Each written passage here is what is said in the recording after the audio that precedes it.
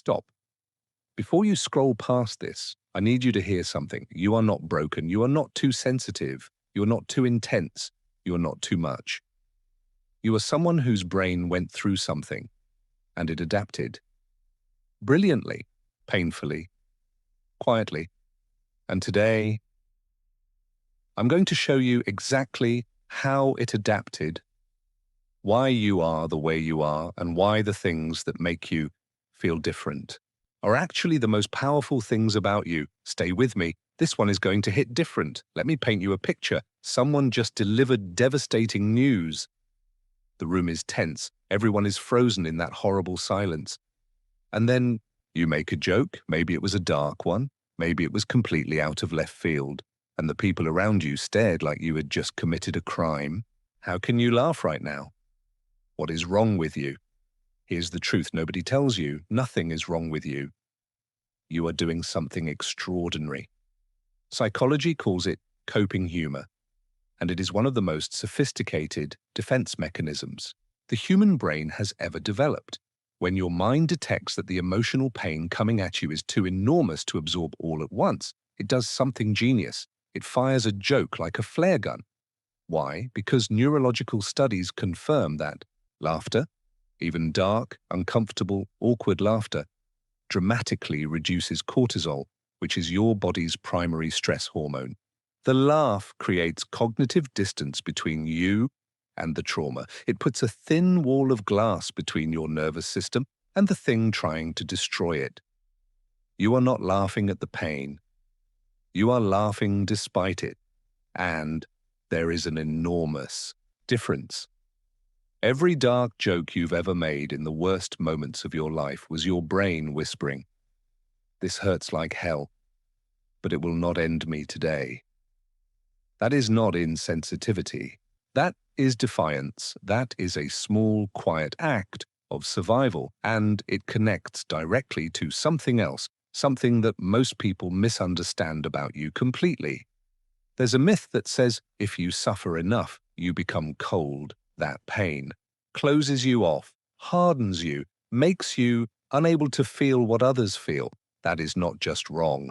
It is the opposite of what actually happens. Because here's what I want you to think about right now. Have you ever walked into a room and known something was wrong before anyone said a word? Have you ever looked at someone's face and felt their pain radiating off them like heat from a stove, even though they were smiling, even though they were telling everyone they were fine? That's not intuition. That's not some mystical gift. That is a skill forged in survival. Because at some point in your past, reading the room wasn't a party trick. It was necessary. Detecting shifts in tone, in energy, in micro-expressions, that was how you stayed safe. That was how you knew what was coming. Your brain trained itself to read people the way a musician reads music, instantly, automatically, fluently. Now, in regular life, that same skill means you feel the texture of a person's silence. You hear what they're not saying. You know when someone's smile doesn't reach their eyes. You speak the language of hidden pain because you were forced to learn it. And that means, even if it doesn't feel like it, you are one of the most empathetic human beings in any room you walk into. But that radar, that beautiful, tragic radar, it never turns off. And that comes with a cost. I want you to try something next time you walk into a restaurant, a coffee shop, a movie theater.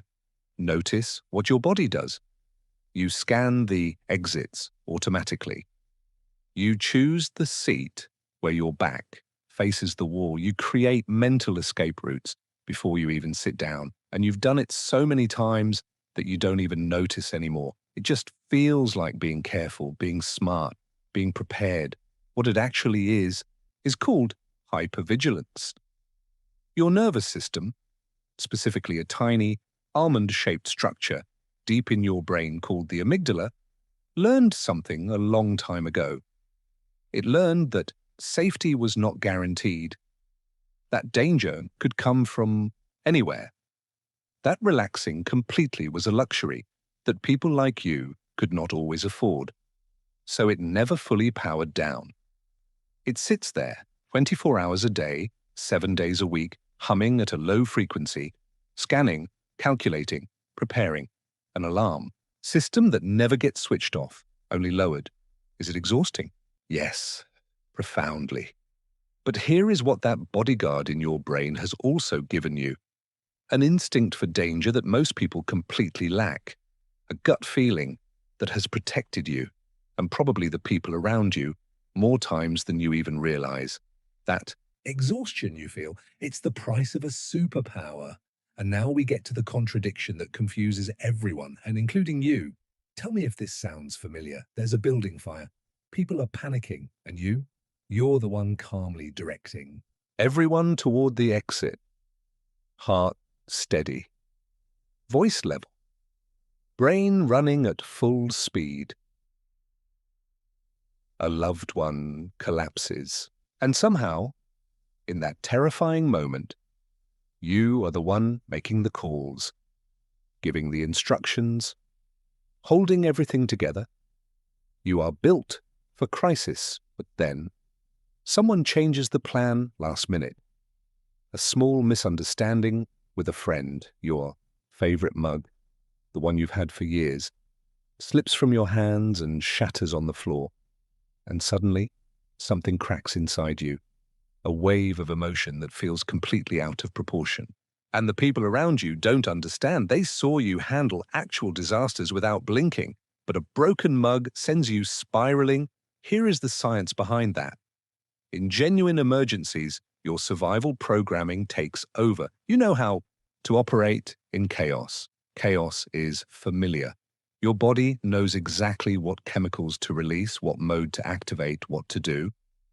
But in peace, in ordinary Tuesday afternoon life, your system doesn't have the same map, because peace was never something you were trained for. Safety was never the environment you were optimized to navigate. So in the calm moments when a small thing goes wrong, your brain doesn't have a protocol. It panics, not because you're weak, but because normal is the one terrain your brain never fully learned to live in. You're a master navigator of storms, but still learning how to simply rest. That is not a character flaw. That is the most human consequence of an inhuman experience. And it's connected to the loneliness nobody ever talks about. You would answer the phone at 3 a.m. for almost anyone you love. You would show up. Unquestioningly, you would hold them together. But when you are the one falling apart, you go quiet, you disappear. You convince yourself it's fine. You handle it alone because asking for help feels like exposure, like weakness, like handing someone a weapon. This is not pride. This is a wound wearing armor somewhere along the way you learned that needing people was dangerous, that vulnerability invited pain, that depending on someone meant giving them the power to hurt you. And that lesson got burned into you at a level deeper than thought. So you became invincible on the outside. You became the strong one, the reliable one, the one everybody leans on. And in doing so, you built a fortress where you are the protector of everyone and the prisoner of no one's love. If you felt that, if that sentence just hit you somewhere deep, I want you to know you are not alone in that fortress. And the most courageous thing you may ever do is not surviving what you survived. It's letting someone sit next to you in the dark. There's a grief that doesn't have a funeral, no flowers, no eulogies, no one asking how you're holding up. It's the grief for the person you were supposed to be, the version of you that would have grown up lighter, softer, unburdened. Maybe you see it when you watch children playing, completely free, completely trusting, and something in your chest tightens. Not jealousy, something older and sadder than that. You are grieving the innocence that was taken from you before you were old enough to protect it. You are grieving a home inside yourself that you always deserved but never fully got to live in. That grief is real, it is valid, and it deserves to be honored, not buried, not explained away. Because here is what I need you to hear next. People talk about healing like the goal is to go back, back to before it happened, back to who you were, back to innocence. But that's not where you're going. Psychologists like Richard Tedeschi have spent decades studying what happens to people after profound suffering. And what they found is not just recovery, it's transformation. They call it post-traumatic growth, not bouncing back, bouncing forward, because you cannot unsee what you have seen. You cannot unfeel what broke you, and you shouldn't want to. What you have now, because of everything you have lived through, is something that cannot be manufactured, cannot be taught in a classroom, cannot be faked. A clarity, a razor-sharp understanding of what actually matters in this life. You have zero patience for pretense because you know how fragile everything is.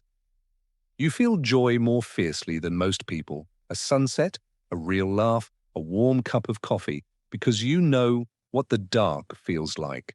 You know what it means to have these simple things when they could have been taken away, and you carry a light, not a comfortable, decorative light, a powerful one, a lighthouse light. Here's what you need to know about lighthouses. They are never built in safe, calm places. They are built exactly where the storms are most violent, where the rocks are most deadly, where ships need guidance the most. You were built in that same place. You don't shine because everything went right for you. You shine because you know the darkness better than anyone, and you refused to become it. So, if any of this landed for you today, if you recognized yourself in the dark humor, in the radar, in the broken mug breakdowns, in the fortress of independence, I want you to hear this one last thing. You are not too much. You are not broken. You are not behind. You have been forged, and the world needs exactly the kind of light that only you can carry. Drop a comment below and tell me, which part of this video hit the hardest for you? I read every single one. Subscribe if you want more conversations like this one. Real ones, deep ones, no fluff. I'll see you in the next video.